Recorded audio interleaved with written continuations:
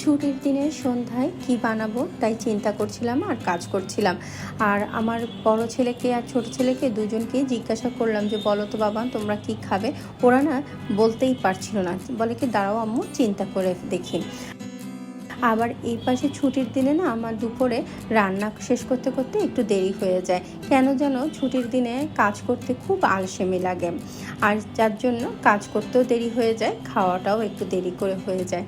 আর সেই জন্য দুপুরে যেহেতু দেরি করে খাওয়া হয়, সেজন্য বিকেলের নাস্তাটা একটু ভারী হলে না তখন বেশি অতিরিক্ত মনে হয়। সেই জন্যই ভাবলাম বিকেলের নাস্তায় একেবারেই সামান্য করে দিই। মানে একটু চটপটা, কিন্তু খেতে মজা লাগবে, কিন্তু পেট ভরবে না, এই টাইপের। তখন মনে করলাম ঠিক আছে আলুর পাকোড়া বানিয়ে ফেলি।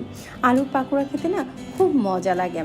ভাবলাম দুজনে মিলে একটু লিকার চা খাই। আমার কাছে মনে হয় ছুটির দিনটা খুব তাড়াতাড়ি ফুরিয়ে যায়। আমার দুই ছেলে বলছিল যে, "আম্মু আলুর পাকোড়াটা খুব মজা হয়েছে, এত কেন কম বানিয়েছো?" সবাই মিলে আলুর পাকোড়াটা এনজয় করছিল আর সেই সাথে টিভিও দেখছিলাম। আসলে আমরা সবাই এই ছুটির দিনেই একটু গল্প করার সুযোগ পাই। অন্য দিনে তো সবাই যার যার কাজে ব্যস্ত থাকে। আজকে এতটুকুই। সবাই সুস্থ থেকো, ভালো থেকো।